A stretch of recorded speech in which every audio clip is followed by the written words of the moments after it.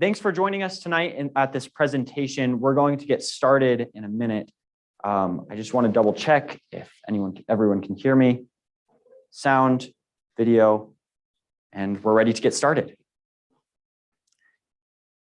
On October 9th, 2012, a bus traveled in Swat Valley, Pakistan.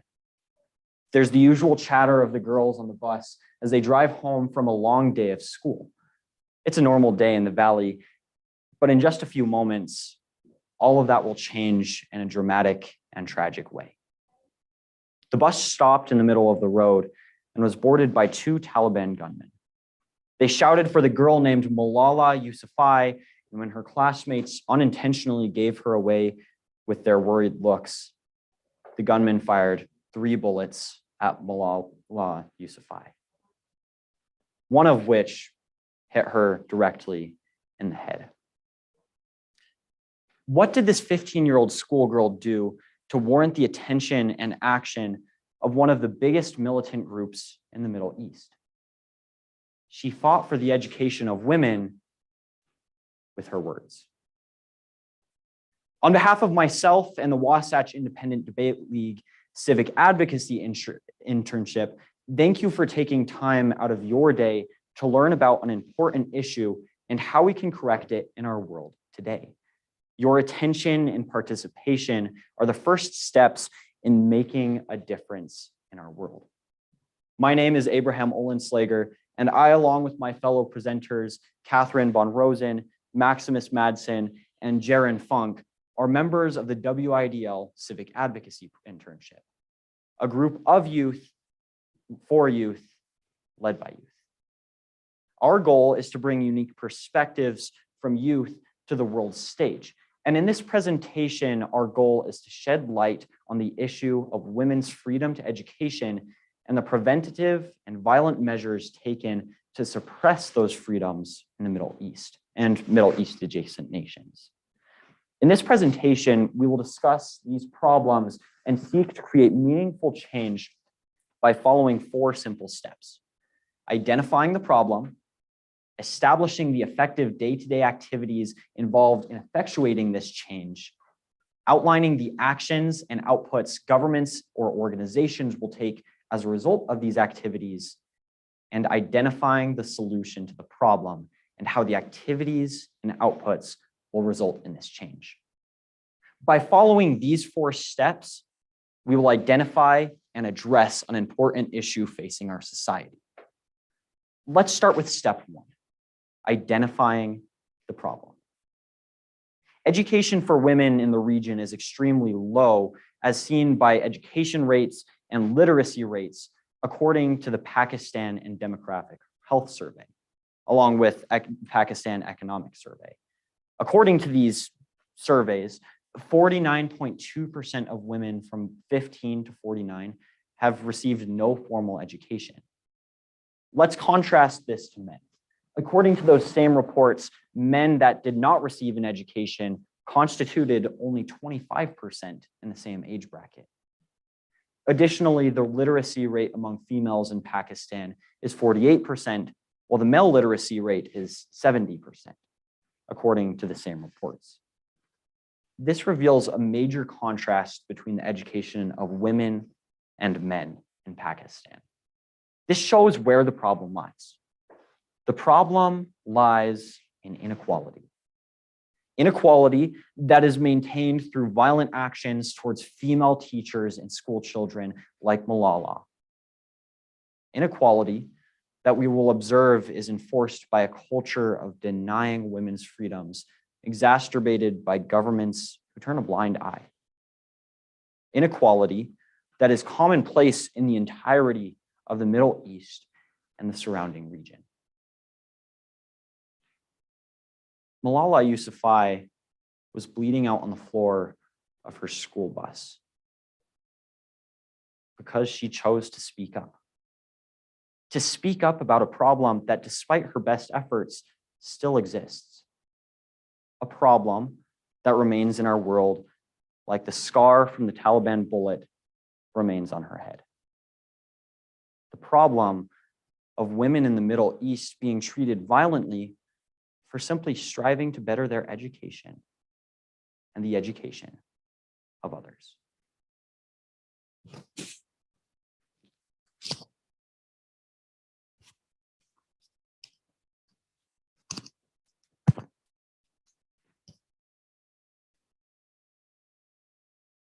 Let's take a closer look at this violence and its effects on women and their ability to be educated in the Middle East and Middle East adjacent nations. According to the United Nations, 37% of Arab women have experienced some form of violence in their lifetime, with that percent being considered a low estimate, and most of which goes unpunished. Much of this violence is caused by fathers and husbands of these women and stems from disobedience to custom or rules enacted by these men. This violence is used to dissuade women from doing various things that are attributed to women acting independently of their father or husband, one of which is that dissuades women from the entire region from being able to receive or provide the education they so desperately want to gain and give. This issue of violence towards women is illustrated in the story described previously, the story of Malala Yousafzai, who was shot as a consequence for her support of women's freedoms to education. But Malala doesn't stand alone. Women throughout the entire region have experienced sexual and physical abuse as a result of their desire to act independently from their fathers, husbands, or male society as a whole. Rania Al-Baz, a notable female reporter in Saudi Arabia, experienced disfiguring abuse at the hands of her husband, throwing her into a coma and threatening her life. Or a Turkish woman that has requested to be unnamed for the sake of her safety, experienced constant physical abuse and watched as her husband physically abused her children. These women are just a handful of the countless who are experiencing violence in the Middle East, cast at the hands of men in their countries. As illustrated by these stories and the staggering percentage of women who experience abuse in Arab and Middle Eastern countries, this issue encompasses the entire region as opposed to being isolated to one nation. But what do the nations in this region have in common? What they have in common is a culture, independent of religion, that advocates for inequality or the dismissal of women's rights, a culture that is supplemented by the lack of governmental interference in or even encouragement of the abuse of women in this region.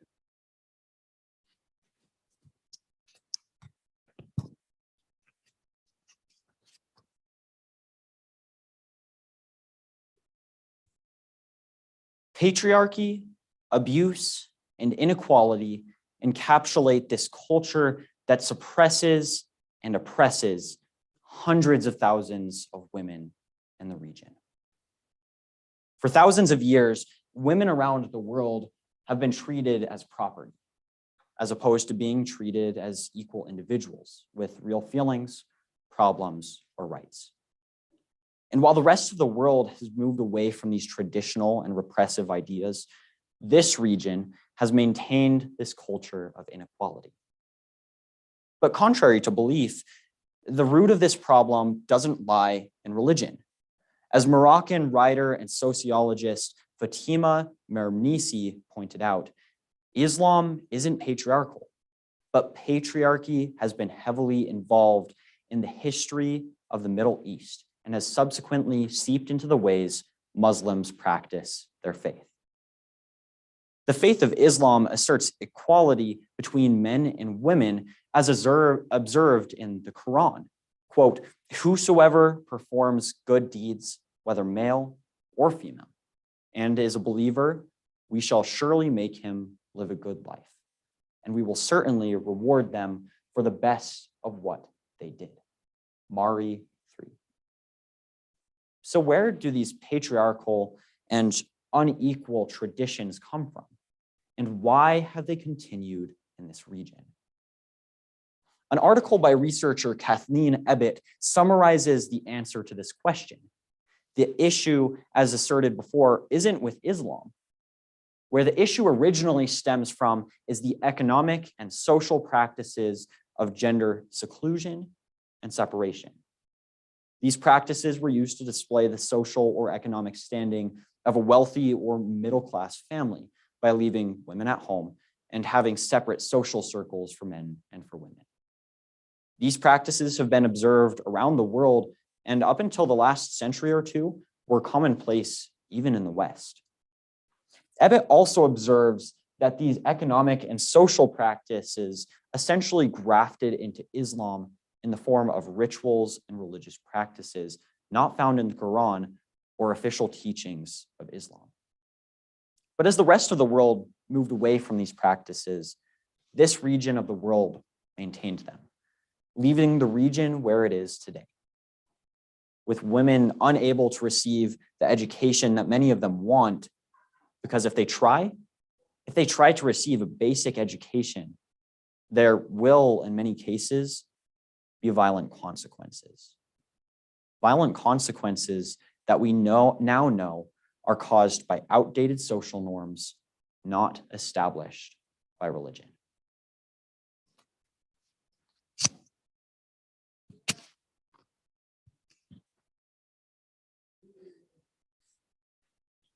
So let's get to solving the problem. What's the solution? What's the answer? What's the cure? Let's slow it down. The solution, the answer, the cure will take time to find, develop, and build. Because change doesn't happen in one massive leap. Change happens over the course of a long walk, step by step, activity by activity, person by person. So before we find that solution, that answer, that cure, let's find what we can do starting today. To kick off this process of what is change, what activities can you, I, and the organizations we work with do to make a change? One way to find effective activities to use in the fight against this issue is finding organizations that are already making a positive change and identifying what makes these organizations effective. Let's take a look at 3 specific organizations that deal with these issues effectively and the activities they commit to produce results. The first organization that we'll look at to identify important activities we can take to make a change is Lebanon-based NGO CAFA. CAFA is an organization established in 2005, which aims to bring awareness to the issues women face in the region, specifically the legal structures that support a patriarchal, unequal society. They do this through advocating for women's rights through awareness techniques such as lobbying, speaking, and writing on the issues surrounding the topic, an attempt to better educate individuals who don't know enough to change the mind of individuals who are acting against women's freedoms to education. By doing this, KAFA brings awareness to this important issue and are taking the first steps required for change. The next example is a widely known organization founded by Malala Yousafzai, the girl who survived the shooting at the hands of the Taliban in retaliation against her pursuit of education.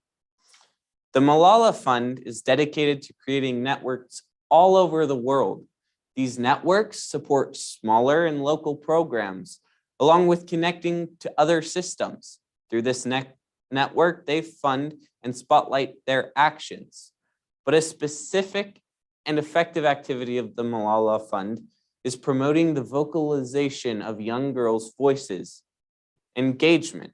These girls from all over the Middle East and surrounding region have experienced so much, and as such have many ideas, theories, and ways to help and assist others experiencing the same problems. The Malala Fund is created The Assembly, which is a widely known publication committed to vocalizing the voices of young women, to not only provide and bring them more access to education, but to get their stories out there.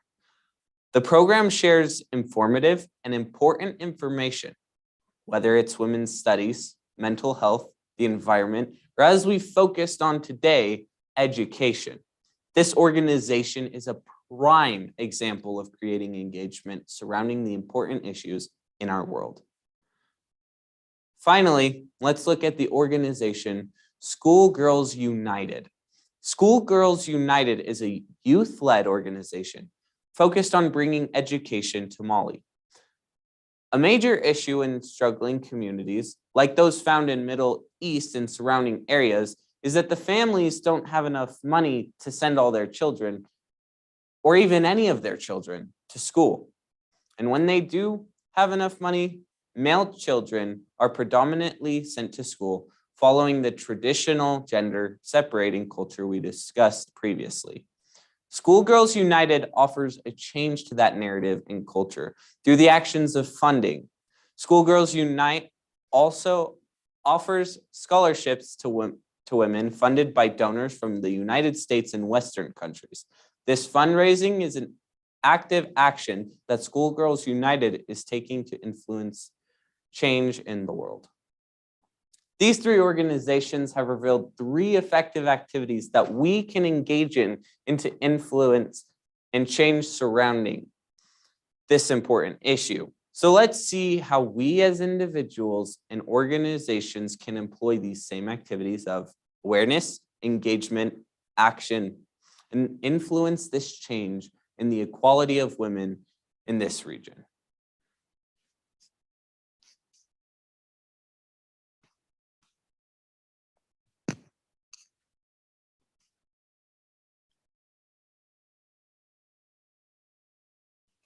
Believe it or not, we've already stated these activities. Speaking to you today is the first step in solving this problem. What have we done? We haven't started any revolutions. We haven't sent a letter of grievance to governments around the world, but we have brought awareness to this issue. Awareness is the greatest agent for change, Eckhart Tolle. So how do we intend to create this awareness? And what do we intend to do for it? We've already identified the problem, which is the inequality to access to education in the Middle East and the surrounding area caused by culture of inequality. So how do we bring awareness to this topic? How do we as individuals and independent organizations draw awareness to these problems? As I mentioned before, what we're doing here is a good start. By speaking at this event, and we're expanding to the number of individuals who understand the problem and can share the means. Spreading this understanding will create further awareness regarding this problem. Additional ways to spread this awareness is by writing an article for a blog, sending a letter to a local, national, or international leaders, or writing an op-ed for a newspaper, and even discussing these issues with those around you. Your words will draw attention to those important issues. Another important activity we've identified is these organizations in engagement. Up to this point, we've used our words to express our concerns with the problem. We've identified what it is and how and why it's happening. But the next activity, engagement, allows us to have back and forth dialogue with others. Regarding these issues, it allows us to see their side of the story and adapt our responses accordingly.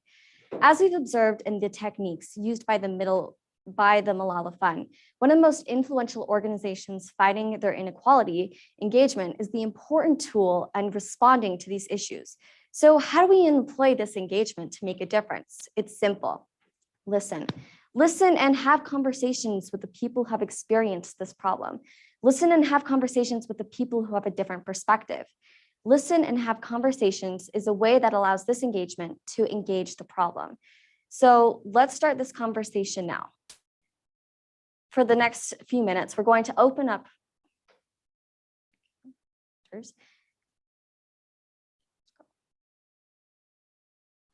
Now that we've discussed and participated in this awareness and engagement, let's look at the third activity by accomplishing change. Action. We can talk all we want.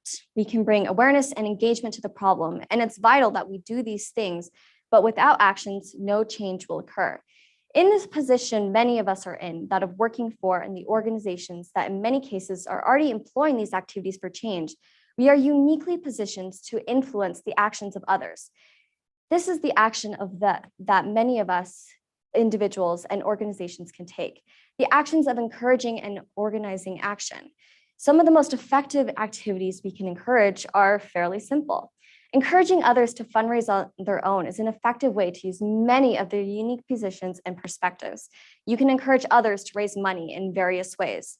Some examples from previous fundraisers for many donor-based programs include creating service marathons, bake sales in different markets, car washes, and other services, hosting advocacy workshops where you can do what you're doing here, bringing awareness and using our voices.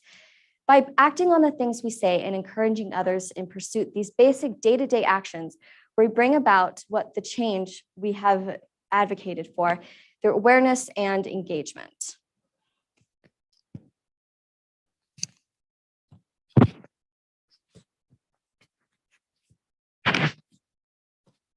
So what will these activities actually do? What will this awareness, engagement, and action do to make a change to this important issue? To get an idea, let's look at the results, the activities that have been employed by other organizations that we mentioned before. Through awareness, engagement, and action, the Malala Fund has secured over $2.9 billion from G7 countries and the World Bank. $2.9 billion that are dedicated to giving these girls and women the educations that many of them have wanted for their entire lives. And while these billions of dollars are a great example of the effects that these activities have, they don't even hold a light to the good and change that has been brought about through these activities that we don't even know about.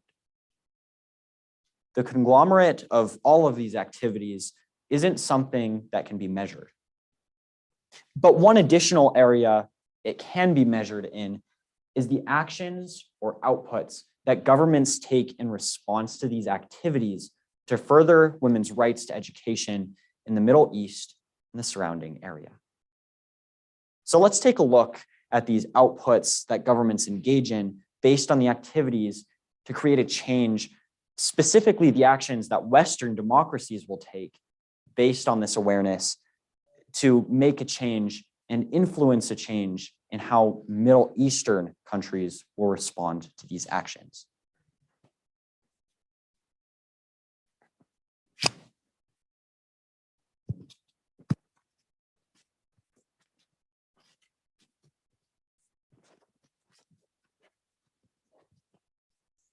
Foreign policy on part of Western governments is one of the most important factors in making a change for the positive when it comes to the inequality in the area of women's education. Western nations can encourage change by putting social pressure on Middle Eastern countries. The Brookings Institute classifies the United States and Western countries as some of, if not the biggest players in the geopolitical landscape. Western countries have massive influence. And by exerting that influence to pressure Middle Eastern and Middle Eastern adjacent governments socially, they can shape the landscape of how women's rights in education are weighted in these Middle Eastern nations. In addition to social pressure on part of the West, imposing economic sanctions and penalties on the Middle Eastern nations can be an effective card in the deck of making changes in these countries. The US Government Accountability Office recently published a paper in 2019 that concluded sanctions are more likely to be effective and have more of an impact when they're implemented through an international organization such as the United Nations. In other words, if Western nations collaborate with the United Nations and play their cards right, so to speak, inequality can be combated. The GAO also produced strong evidence that the economic impact of sanctions has generally been greater when they were more comprehensive in scope or severity. In the United States and in the West, there are country-based sanctions programs that may sanction a country's entire economy or specifically target individual business sectors, corporate organizations, or individuals. By targeting the organizations and these individuals, the governments that perpetuate inequality, Western nations can sow the seeds of equality and reap the reward that is so desperately needed. Now, while the concept of collaboration between Western nations and the United Nations are important in this fight against inequality, Knowing where to point that influence a little more specifically is key to making actual change for those women affected by this issue. In Saudi Arabia, under the regime of Crown Prince Mohammed bin Salman, women have recently gained the rights to obtain passports, as well as the ability to travel abroad and live independently without the permission of a male guardian or wali. The changes are part of the Crown Prince's plan to modernize the Middle Eastern country. The reforms, alongside his diversification strategy known as Vision 2030, would help Saudi Arabia to eradicate the remnants of extremism and embrace a more moderate version of Islamic law under his leadership, as he said in 2017. A year later, a change in regulations meant women could drive for the first time in his kingdom. While these are important steps that are being taken in this specific country, the Middle East remains incredibly prohibitive on what women can and cannot do. A male relative is still required to give permission for a woman to marry, start certain types of businesses, leave prison, or leave a domestic abuse shelter in Saudi Arabia. And yes, gaining an education is an increasingly difficult task in the Middle East for a woman. And Saudi Arabia remains in the 10 lowest ranked countries on the World Economic Forum's 2021 Global Gender Gap Report. Middle Eastern and Middle Eastern adjacent governments can help combat inequality by doing two things. Number one, by shifting policies away from encouraging inequality. And number two, shifting policies to punish inequality. By changing sexist policies and removing the parts of them that are sexist, but policy changes can combat inequality. The legal status of women in the modern Middle East has been in transition since the early part of the 20th century. Customary laws, Islamic laws, imported European laws, and reformed versions of Islamic laws affect women in varying degrees in the different Middle Eastern legal systems, and the status of women does not seem to have been settled in any sort of them. But by targeting the sexist legislation, wherever it may have come from, whether that be from social customs, borrowed and outdated European laws, or Islamic standards, women's rights can be gained and inequality can be fought. Additionally, by using global influence to pressure Middle Eastern countries to create and enforce laws that target sexism in the region, inequality can be fought.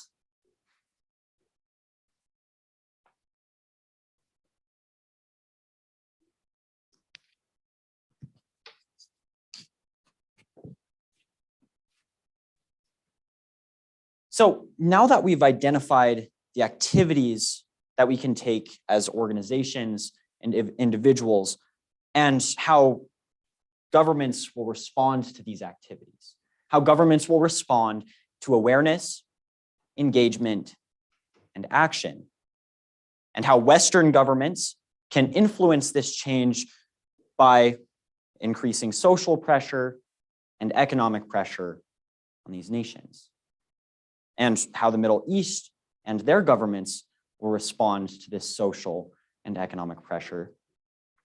Let's look at what these things actually do. Let's look at the outputs. What are the changes that happen after these activities and outputs and government institutions are put in place? There are several things we seek to accomplish in this presentation, several ways that we seek to fix this problem, but the major ways are these.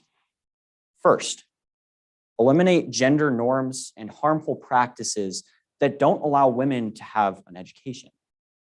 Second, have the government fund schools for all genders equally. Third, have schools use data to eliminate gender gaps in learning.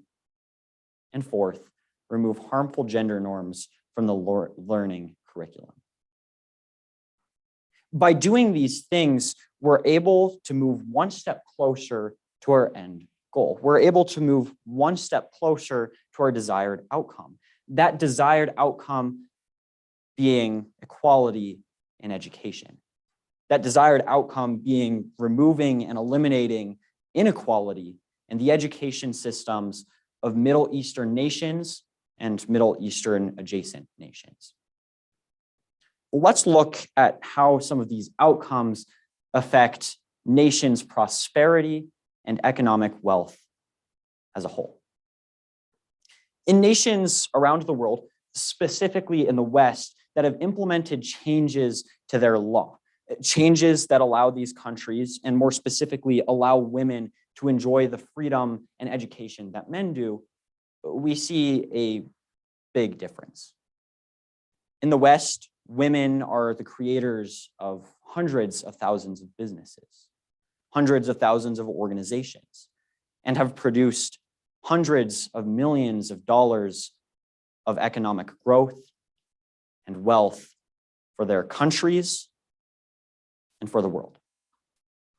This economic prosperity, this growth, will affect the entire region of the Middle East as a whole if we make this change. If we make this change to the equality of education for women. If we make this change, it will allow for this economic prosperity and wealth and development and growth to take place that we experience in many Western nations, and it will allow it to occur in the Middle East and the surrounding regions. Now, let's look at how these issues affect not only the economic prosperity and wealth of these nations, but let's look at how it affects the prosperity and wealth of equality and human rights in these nations. In this region of the world, when we implement these policies, specifically when we act in awareness, engagement, and actions towards governments, it allows the policies these governments to implement to make a big difference in the freedoms that these women enjoy. The women in this region of the world are some of the most oppressed out of any in the world.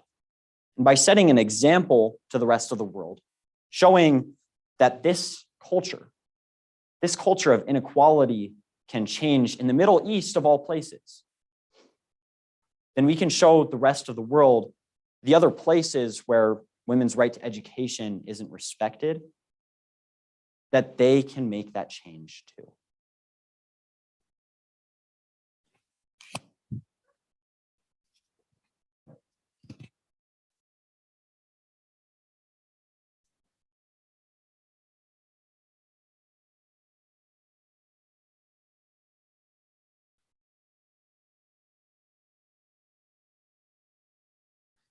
Now that we have talked about the inputs and these outputs that the activities have had on society as a whole, but the most important outcome is that comes through awareness, engagement, and actions towards women's education in the Middle East is the individual women's rights to be educated.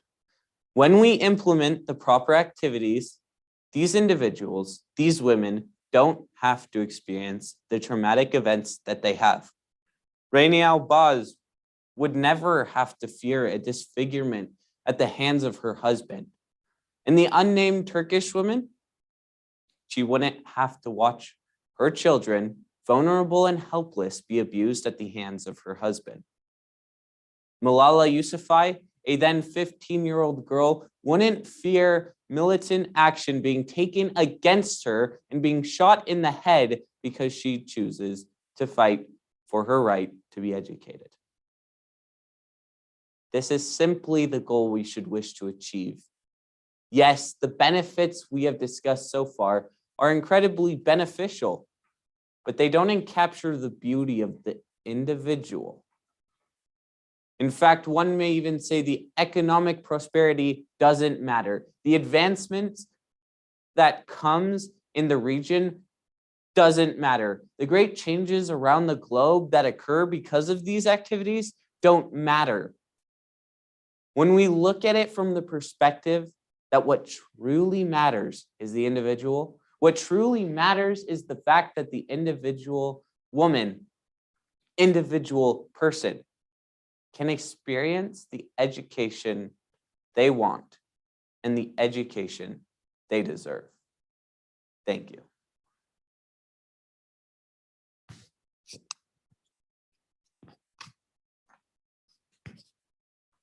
That concludes our presentation. Thank you so much for the couple of people who attended due to our scheduling changes. Greatly appreciate your support and your engagement in this important issue. And we're concluded. Thank you so much for coming.